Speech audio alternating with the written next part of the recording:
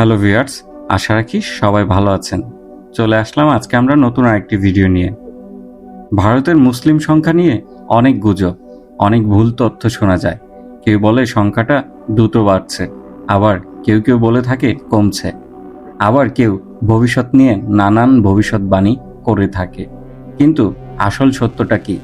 আজ আমরা জানব ভারতের মুসলিম কতজন, ইতিহাসে এই সংখ্যা কেমন ছিল, আর ভবিষ্যৎ কি হতে পারে। ভারতে মুসলিমদের উপস্থিতি প্রায় 1000 বছরের পুরনো।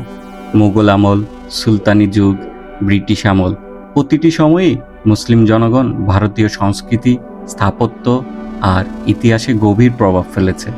স্বাধীনতার পর 1951 সালের প্রথম জনগণনা অনুযায়ী ভারতে মোট জনসংখ্যা প্রায় 9.8% ছিলেন মুসলিম। তখন সংখ্যাটা ছিল প্রায় 3.5 কোটি। 2011 সালের সর্বশেষ সরকারি জনগণনা অনুযায়ী ভারতের মুসলিম জনগণের সংখ্যা ছিল প্রায় 17.2 কোটি, যা মোট জনসংখ্যার 14.23%। সরকারি অনুমান করে বলছে 2023 এবং 24 সালে এই সংখ্যা বেড়ে হয়েছে প্রায় 19 থেকে 20 কোটি। শতকরা হিসাবে গেলে এখনও মোট জনসংখ্যা প্রায় 14.2 থেকে 14.3% মুসলিম। অর্থাৎ গত 70 বছরে জনসংখ্যা অনেক বৃদ্ধি হলেও শতকরা হারে তেমন নাটকীয় কোনো পরিবর্তন হয়নি। ভারতের মুসলিমরা প্রায় প্রতিটা রাজ্যেই আছেন, তবে উত্তরপ্রদেশ, পশ্চিমবঙ্গ, বিহার, মহারাষ্ট্র এবং কেরালা এই রাজ্যগুলোতে তাদের সংখ্যা সবচেয়ে বেশি। উত্তরপ্রদেশে একাই প্রায় 3.80 কোটি মুসলিমের অবস্থান রয়েছে, যা অনেক দেশের মোট জনসংখ্যার চেয়েও বেশি।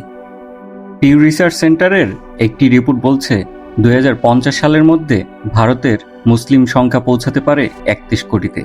তখন তারা হবে মোট জনসংখ্যার 18.4%।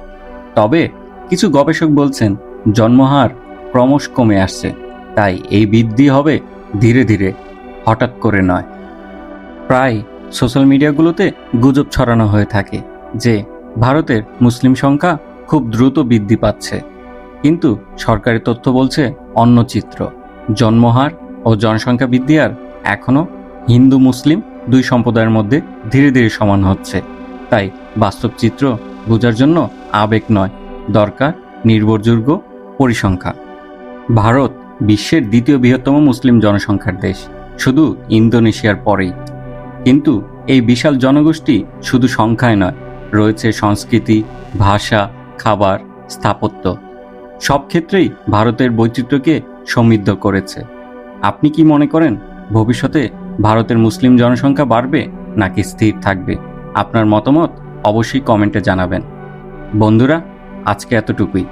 পরবর্তী ভিডিও পর্যন্ত অবশ্যই আমাদের সাথেই থাকবেন এবং ততদিন পর্যন্ত সুস্থ থাকুন। ধন্যবাদ।